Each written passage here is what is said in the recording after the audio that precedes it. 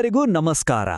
ಅಧಿಕಾರಕ್ಕಾಗಿ ನಡೆಯುವ ಹೋರಾಟ ಅಂದ್ರೆ ಬರೀ ಶಕ್ತಿ ಪ್ರದರ್ಶನ ಅಂತ ನಾವು ಅನ್ಕೋತೀವಿ ಅಲ್ವಾ?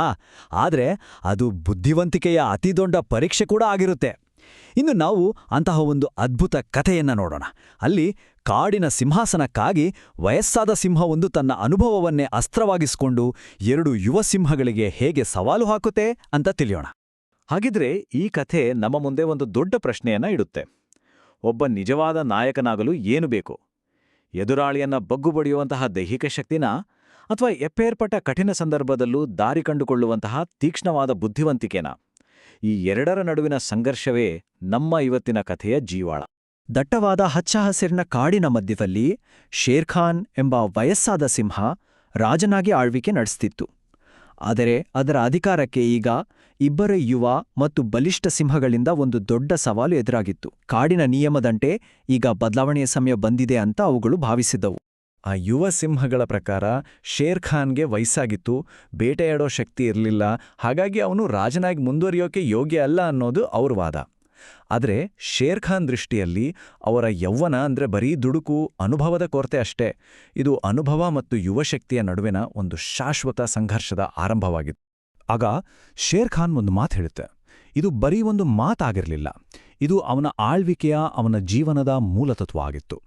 ಈ ಒಂದು ಮಾತಿನ ಮೂಲಕ ಈ ಹೋರಾಟ ತೋಳ್ಬಳದ್ದಲ್ಲ, ಬದಲಾಗಿ ಬುದ್ಧಿಬಲದ್ದು ಅಂತ ಅವನು ಸ್ಪಷ್ಟಪಡಿಸಿಬಿಟ್ಟಿದ್ದ.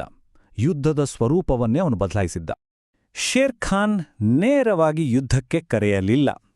ನೋಡಿ, ಇಲ್ಲೇ ಇದೆ ಅವನ ಬುದ್ಧಿವಂತಿಕೆ. ಅವನು ಒಂದು ಪರೀಕ್ಷೆ ಇಟ್ಟ. ಆಳಲು ಯಾರು ಹೆಚ್ಚು ಯೋಗ್ಯರು ಅಂತ ನಿರ್ಧರಿಸುವಂಥ ಪರೀಕ್ಷೆ. ಇದು ಬುದ್ಧಿವಂತಿಕೆ, ತಾಳ್ಮೆ ಮತ್ತು ಕಾರ್ಯತಂತ್ರದ ಪರೀಕ್ಷೆಯಾಗಿತ್ತು. ಬಹುಮಾನ ಕೇವಲ ಅಧಿಕಾರವಾಗಿರಲಿಲ್ಲ, ಜೊತೆಗೆ ಸಂಪತ್ತು ಮತ್ತು ಗೌರವವೂ ಆಗಿತ್ತು. ತಮ್ಮ ಶಕ್ತಿಯ ಮೇಲೆ ಸಿಕ್ಕಾಪಟ್ಟೆ ನಂಬಿಕೆ, ಅಷ್ಟೇ ಅಹಂಕಾರ ಇಟ್ಟಿದ್ದ ಯುವ ಸಿಂಹಗಳು ಇದೇನು ಮಹಾ ಅಂತ ಸವಾಲನ್ನ ತಕ್ಷಣ ಒಪ್ಕೊಂಡ್ವು. ತಮ್ಮ ಶ್ರೇಷ್ಠತೆಯನ್ನ ಸರಳ ತಂತ್ರಗಳಿಂದ ಸುಲಭವಾಗಿ ಸಾಬೀತುಪಡಿಸಬಹುದು ಅಂತ ಅವು ಅನ್ಕೊಂಡಿದ್ವು.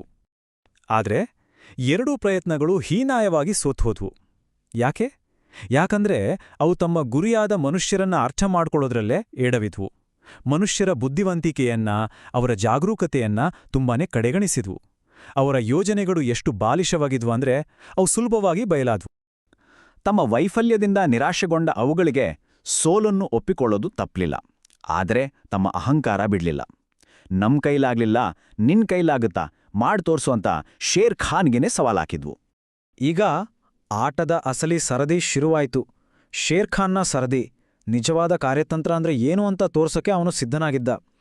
ಇದು ಕೇವಲ ಒಂದು ಕುತಂತ್ರವಾಗಿರಲಿಲ್ಲ, ಬದಲಿಗೆ ಮಾನವ ಮನೋವಿಜ್ಞಾನದ ಆಳವಾದ ತಿಳುವಳಿಕೆಯ ಪ್ರದರ್ಶನವಾಗಿತ್ತು. ಶೇರ್ಖಾನ್ನ ಮೊದಲನೇ ಪಾಠವೇ ತುಂಬಾನೇ ಮುಖ್ಯವಾಗಿತ್ತು. ಅವನು ಹೇಳಿದ್ದು, ಯಾರನ್ನೋ ಗುರಿ ಮಾಡೋದಲ್ಲ, ಬಳಸಿಕೊಳ್ಳಬಹುದಾದ ನಿರ್ದಿಷ್ಟ ದೌರ್ಬಲ್ಯ ಇರುವ ಸರಿಯಾದ ವ್ಯಕ್ತಿಯನ್ನ ಗುರಿ ಮಾಡಬೇಕು ಅಂದ್ರೆ ಆಸೆ ಬುರುಕನನ್ನ ಗುರ್ತಿಸುವುದೇ ಅರ್ಧ ಯುದ್ಧವನ್ನು ಗೆದ್ದ ಹಾಗೆ ಅಂತ ಅವನಿಗೆ ಗೊತ್ತಿತ್ತು. ಯುವ ಸಿಂಹಗಳ ಆತುರಕ್ಕೆ ವ್ಯತಿರಿಕ್ತವಾಗಿ ಶೇರ್ಖಾನ್ನ ಯೋಜನೆ ಒಂದು ಚಿಂತನಶೀಲ, ಹಂತ ಹಂತದ ಪ್ರಕ್ರಿಯೆ ಆಗಿತ್ತು. ನೋಡಿ, ಅವನು ದುಡುಕಲಿಲ್ಲ. ಮೊದಲು ತಾಳ್ಮೆಯಿಂದ ಗಮನಿಸಿದ, ನಂತರ ಸರಿಯಾದ ಗುರಿಯನ್ನ ಆಯ್ಕೆ ಮಾಡಿದ, ಆಮೇಲೆ ಅವನಿಗಾಗಿಯೇ ಒಂದು ವಿಶೇಷ ಆಮಿಷವನ್ನ ಸೃಷ್ಟಿಸಿದ, ಮತ್ತು ಕೊನೆಗೆ ಅವನ ನಂಬಿಕೆ ಗಳಿಸೋಕೆ ಸುಳ್ಳು ಕತೆ ಕಟ್ಟಿದ. ಪ್ರತಿಯೊಂದು ಹೆಜ್ಜೆಯೂ ಎಚ್ಚರಿಕೆಯ ವಿಶ್ಲೇಷಣೆಯ ಮೇಲೆಯೇ ನಿಂತಿತ್ತು. ಪರಿಪೂರ್ಣ ಗುರಿಯನ್ನು ಗುರುತಿಸಿ ಅಚೂಕ ಯೋಜನೆಯನ್ನು ರೂಪಿಸಿದ ನಂತರ ಶೇರ್ಖಾನ್ ತನ್ನ ಬಲೆಯನ್ನು ಬೀಸಲು ಸಿದ್ಧನಾದ. ಈಗ ಕಥೆಯು ಅತ್ಯಂತ ರೋಚಕ ಘಟ್ಟವನ್ನು ತಲುಪಿತ್ತು. ಶೇರ್ಖಾನ್ ಆಯ್ಕೆ ಮಾಡಿದ ವ್ಯಕ್ತಿ ಸಾಮಾನ್ಯನಲ್ಲ, ಅವನೊಬ್ಬ ಮಹಾಜಿಪುಣ. ಅವನು ಎಂಥ ಜಿಪುಣ ಅಂದ್ರೆ ಚಾದಲ್ಲಿ ನೊಣ ಬಿದ್ರೂ ಅದನ್ನ ತೆಗೆದು ಬಿಸಕಾದೆ ಚಾ ವ್ಯರ್ಥ ಆಗತ್ತೆ ಅಂತ ಕುಡಿತಿದ್ದ. ಈ ಮಟ್ಟದ ಜಿಪುಣತನವೇ ಅವನ ದೊಡ್ಡ ದೌರ್ಬಲ್ಯವಾಗಿತ್ತು. ಉಚಿತ ಚಿನ್ನದ ಆಸೆಗೆ ಇಂಥವನು ಬಲಿಯಾಗ್ತಾನೆ ಅಂತ ಶೇರ್ಖಾನ್ಗೆ ಚೆನ್ನಾಗೊತ್ತಿತ್ತು. ಆರಂಭದಲ್ಲಿ ಆ ಜಿಪುಣನಿಗೆ ಸಿಂಹವನ್ನು ನೋಡಿ ಸ್ವಲ್ಪ ಭಯ ಆಯ್ತು. ಆದರೆ ಚಿನ್ನದ ಬಳೆಗಳ ಆಸೆ ಅವನ ಭಯವನ್ನೇ ಮೀರಿಸಿಬಿಡ್ತು. ಅವನ ತರ್ಕ, ಅವನ ಸಾಮಾನ್ಯ ಜ್ಞಾನ ಎಲ್ಲವೂ ಅವನ ದುರಾಸೆಯ ಮುಂದೆ ಸಂಪೂರ್ಣವಾಗಿ ಕುರುಡಾಗಿತ್ತು. ಅವನು ನದಿ ದಾಟಿ ಬರ್ತಿದ್ದ ಹಾಗೆ ಬಾಲೆ ಬಿಗಿಯಾಯಿತು. ಆಗ ಶೇರ್ಖಾನ್ ನಿಧಾನವಾಗಿ ಹೇಳುತ್ತೆ, ನಿನಗೆ ಒಂದು ವಿಷಯ ಹೇಳೋದನ್ನ ಮರ್ತೆ. ಹಸಿದ ಸಿಂಹ ತನ್ಗೋಸ್ಕರನೂ ಬೇಟೆಯಾಡುತ್ತೆ. ಇದು ಅವನ ಕಾರ್ಯತಂತ್ರದ ಅತ್ಯಂತ ಅದ್ಭುತವಾದ ಭಾಗವಾಗಿತ್ತು, ಅವನ ಬುದ್ಧಿವಂತಿಕೆಯ ನಿಜವಾದ ಪುರಾವೆಯಾಗಿತ್ತು. ಸವಾಲಲ್ಲಿ ಗೆದ್ದಾಯ್ತು. ಆದರೆ ಇಲ್ಲಿ ನಿಜವಾದ ಬಹುಮಾನ ಚಿನ್ನದ ಬಳೆಗಳಾಗಲಿ ಸಿಂಹಾಸನವಾಗಲಿ ಅಲ್ಲ, ಬದಲಿಗೆ ಮುಂದಿನ ಪೀಳಿಗೆಗೆ ಸಿಕ್ಕಿದ ಜ್ಞಾನ ಮತ್ತು ಅನುಭವದ ಪಾಠ. ಶೇರ್ ಖಾನ್ನ ಬುದ್ಧಿವಂತಿಕೆಯಿಂದ ವಿನಮ್ರರಾದ ಮತ್ತು ಪ್ರಭಾವಿತರಾದ ಆ ಯುವ ಸಿಂಹಗಳಿಗೆ ಅಂತಿಮವಾಗಿ ಅರ್ಥವಾಯಿತು ಹಳೆಯದು ಬಂಗಾರ ಅಂದ್ರೆ ಏನು ಅಂತ. ಅನುಭವದ ಮುಂದೆ ದೈಹಿಕ ಶಕ್ತಿ ಏನೂ ಅಲ್ಲ ಅನ್ನೋ ಸತ್ಯದ ಅರಿವಾಯಿತು. ಈ ಕಥೆಯಿಂದ ನಾವು ಕಲಿಬೇಕಾದ ಪಾಠಗಳು ಬಹಳಷ್ಟಿವೆ. ದುರಾಸೆಯೇ ದುಃಖಕ್ಕೆ ಮೂಲ, ಅನುಭವವೇ ಶ್ರೇಷ್ಠ ಗುರು.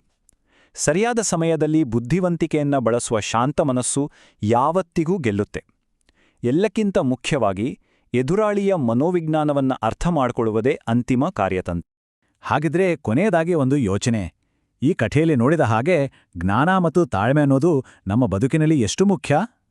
ನಮ್ಮ ಜೀವನದಲ್ಲಿ ಅನುಭವವು ಕೇವಲ ಶಕ್ತಿಯನ್ನು ಸೋಲಿಸಿದ ಸಂದರ್ಭಗಳು ಬಂದಿದ್ಯಾ? ಯೋಚಿಸಿ ನೋಡಿ.